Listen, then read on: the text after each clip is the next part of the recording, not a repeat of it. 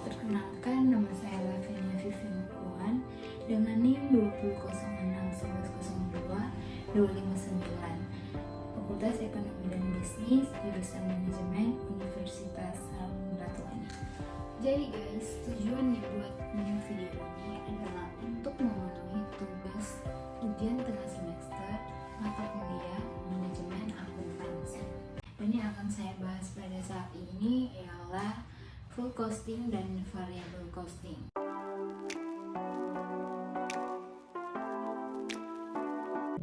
Yang pertama ada full costing. Pengertian full costing terlebih pada ilmu akuntansi biaya adalah seluruh biaya yang telah dikeluarkan perusahaan sebagai biaya untuk proses produksi. Maka dari itu, metode ini tentu akan melibatkan semua biaya, misalnya seperti biaya variabel, biaya tetap, biaya langsung, biaya tidak langsung, investasi, dan seluruh biaya yang telah digunakan dalam proses produksi.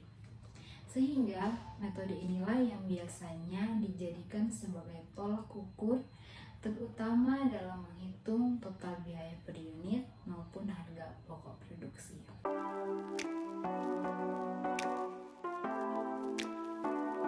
Kelebihannya yang pertama, bisa tampilkan jumlah biaya overhead secara komprehensif. Yang kedua, terdapat dua jenis biaya dalam metode ini, yaitu biaya overhead tetap dan variabel. Yang ketiga, bisa melakukan penundaan dalam beban biaya overhead ketika produk belum laku terjual. Dan kelemahannya yang pertama, harga jual produk akan menjadi lebih tinggi daripada menggunakan metode variable costing. Kedua, metode full costing membuat konsumen mau membayar berapapun untuk barang yang mereka inginkan. Dan yang terakhir, hanya bisa digunakan dalam bisnis bidang produksi bahan pokok masyarakat pada umumnya.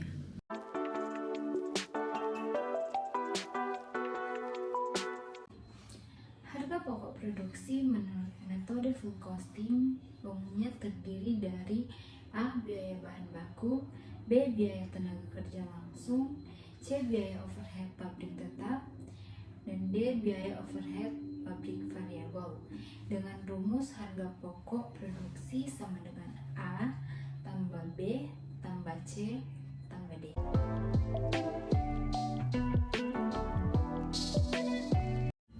Contoh, biaya bahan baku 120.000, biaya tenaga kerja langsung 40.000, biaya overhead pabrik variabel 15.000, biaya overhead pabrik tetap 25.000, sehingga harga pokok produk Rp200.000.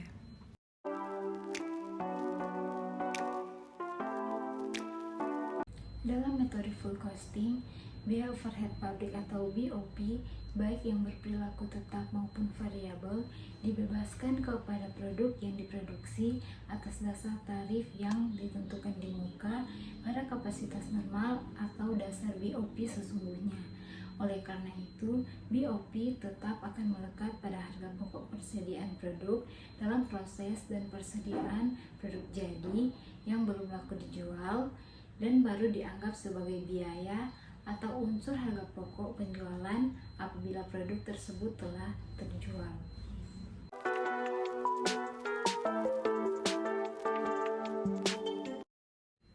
Laporan keuangan dari full costing.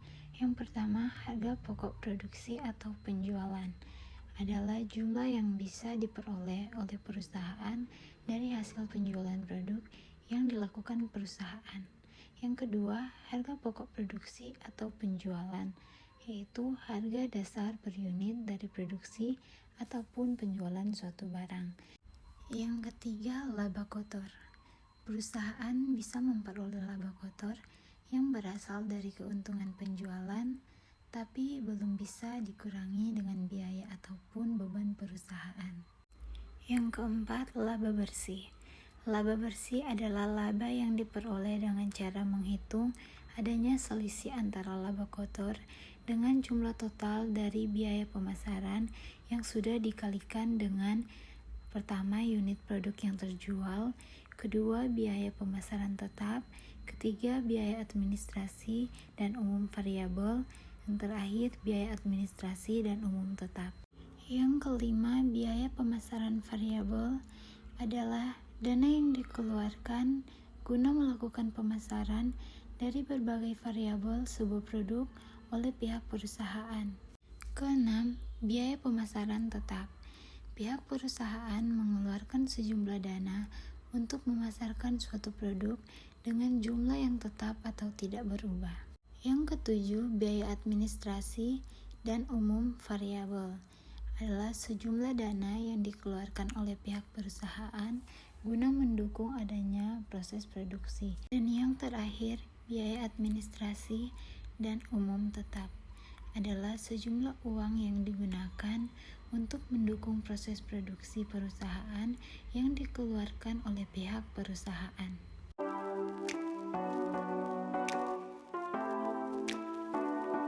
Karakteristik dari metode full costing. A. Perhitungan biaya produksi dengan memasukkan biaya tetap dan biaya variabel.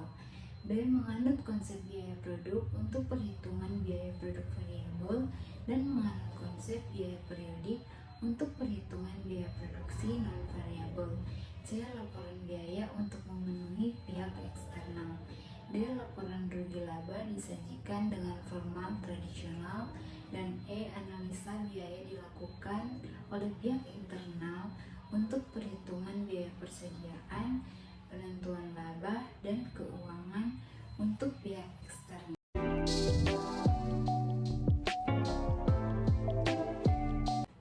Adapun langkah-langkah yang ditempuh dalam menggunakan metode full costing.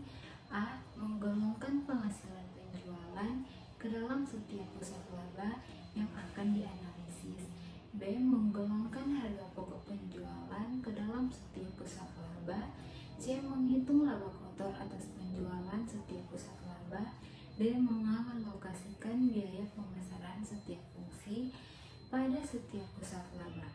E. Menghitung laba bersih sebelum diperhitungkan biaya administrasi dan umum untuk setiap pusat laba. F. Menghitungkan biaya administrasi dan umum. Dan yang terakhir, menghitung laba bersih setiap pusat laba.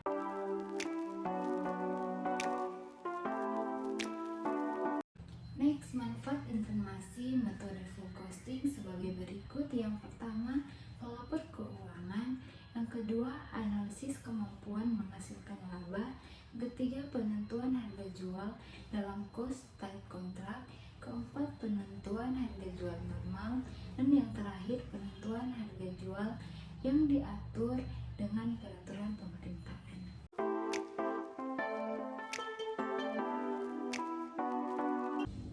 Selanjutnya, variable costing, yaitu sebuah metode pada akuntansi biaya yang menggunakan perhitungan biaya-biaya variabel ketika perusahaan ingin membuat suatu produk.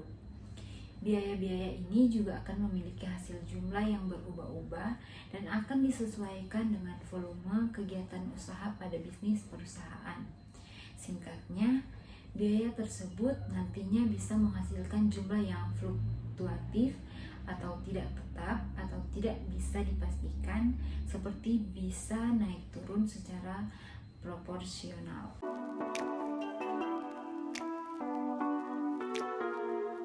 Selanjutnya, harga pokok produk menurut metode variable costing umumnya terdiri dari A. Biaya bahan baku, B. Biaya tenaga kerja variabel, C. Biaya overhead pabrik variabel, sehingga harga pokok produk sama dengan A tambah B tambah C.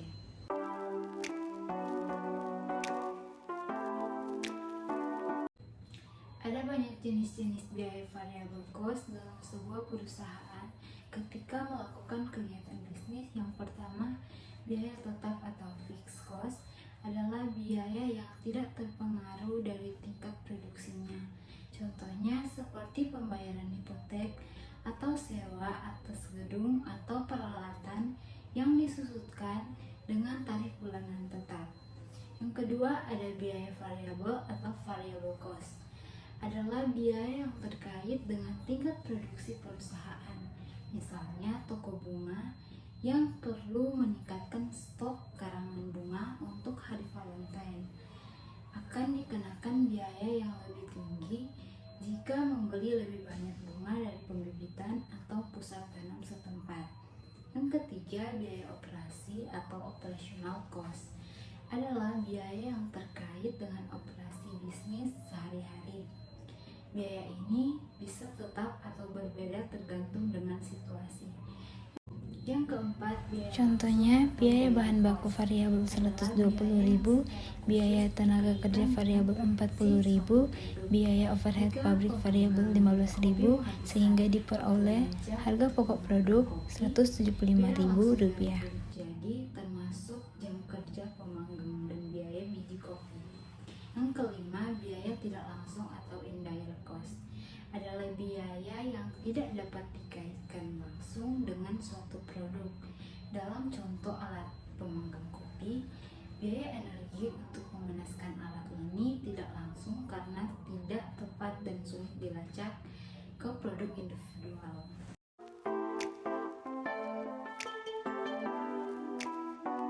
Contohnya, biaya bahan baku variabel 120.000, biaya tenaga kerja variabel 40.000, biaya overhead pabrik variabel 15.000, sehingga harga pokok produk sebesar Rp175.000.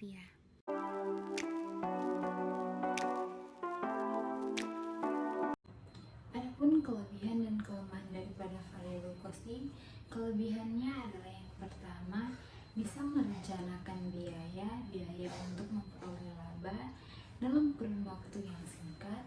Yang kedua, bisa digunakan untuk mengendalikan biaya. Yang ketiga, metode variable costing terbagi dua, atas biaya tetap yakni discretionary fixed cost dan committed fixed cost.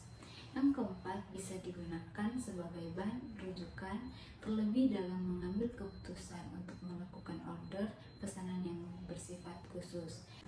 Kelemahannya adalah yang pertama, variable costing tidak cocok digunakan untuk perusahaan yang sifatnya laba musiman karena hanya akan menyebabkan kerugian laba yang tidak normal bagi perusahaan. Yang kedua, dalam metode variabel, maka biaya overhead tetap tidak akan dimasukkan sehingga nilai persediaan akan menjadi lebih rendah.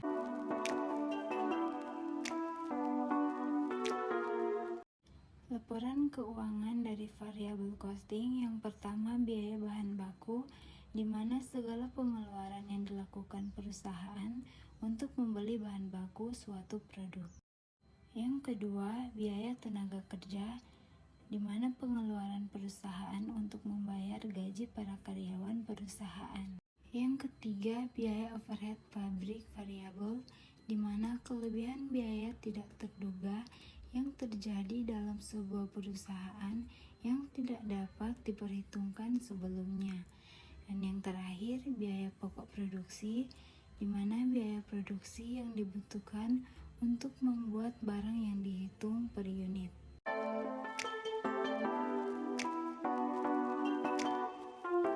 Pengaruh laporan keuangan dalam laporan laba rugi. Untuk menggunakan metode full costing, biasanya biaya overhead akan dilaporkan ketika produk sudah terjual.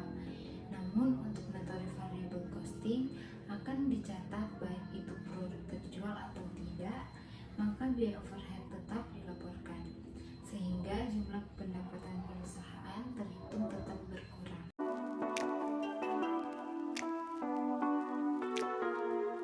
Perbedaan full costing dan variable costing. Yang pertama, ada biaya per periode. Untuk metode full costing, adanya biaya per periode akan dianggap sebagai biaya yang tidak berhubungan dengan biaya produksi, namun tetap akan mengurangi laba perusahaan. Sedangkan dalam metode variable costing, ikut membebankan biaya dalam produksi. Yang kedua, ada memiliki perbedaan perhitungan harga pokok produksi. Perbedaan full costing dan variable costing. Untuk menghitung pokok produksinya, terlihat metode full costing memakai beban overhead pabrik tetap serta variabel. Di sisi lain, pada perhitungan variable costing hanya menggunakan beban overhead variabel saja. Namun dalam biaya overhead pabrik itu sendiri adalah biaya produksi yang tidak berkaitan dengan bahan baku serta bahan tenaga kerja langsung. Sedangkan dalam biaya overhead pabrik tetap merupakan biaya yang tidak berubah walaupun adanya perubahan pada volume produksi.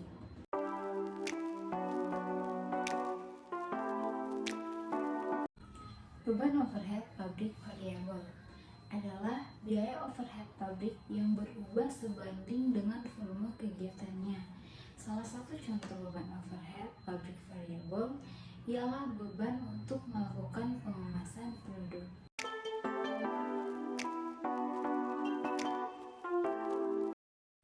Data produksi dan keuangan PT XYZ bulan Januari 2010 dan persediaan awal periode 0 atau nihil, produksi sebesar 10.000 unit, penjualan 8.000 unit dengan harga jual 300 per unit. Biaya administrasi dan penjualan variabel 10 per unit, biaya administrasi dan penjualan tetap sebesar 100.000. Dan data biaya per unit produk jadi bisa dilihat di sini, item biaya bahan baku dan data biaya per unit produk jadi bisa dilihat pada tabel untuk data-datanya. Laporan rugi laba dari full costing. Pertama, penjualan sebesar 2.400.000 dikurangi dengan harga pokok penjualan yaitu 1.800.000 sehingga diperoleh laba kotornya yaitu 600.000 dikurangi biaya admin dan umum yaitu 180.000 sehingga diperoleh laba bersih sebesar Rp420.000. Laba bersih variabel costing sebesar 370.000. BOP tetap tertanam pada persediaan akhir 2.000 unit dikali dengan 25 yaitu sebesar 50.000 sehingga laba bersih full costing ialah sebesar Rp420.000. Selanjutnya, laporan rugi laba dari variabel costing. Penjualan 8.000 dikali dengan 300 diperoleh 2.400.000 dikurangi biaya variabel HPP variabel sebesar 1.600.000, biaya penjualan dan umum variabel sebesar 80.000 sehingga totalnya adalah sebesar 1.680.000 karena ditambahkan HPP variabel dan biaya penjualan umum variabel sehingga diperoleh margin kontribusi sebesar Rp720.000 dikurangi dengan biaya tetap BOP tetap sebesar Rp250.000, biaya penjualan dan umum tetap sebesar Rp100.000 sehingga totalnya menjadi Rp350.000 dan laba bersih diperoleh sebesar Rp370.000.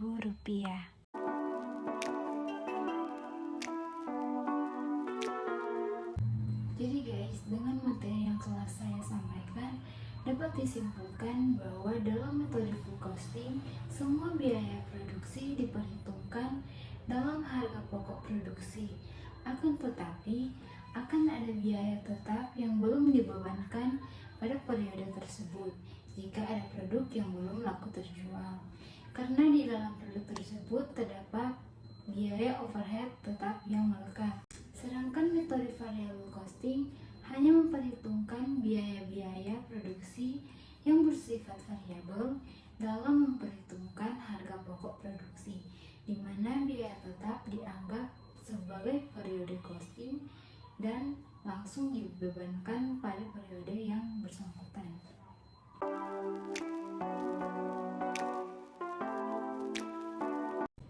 Demikian penjelasan yang bisa saya sampaikan mengenai materi full costing dan variable costing.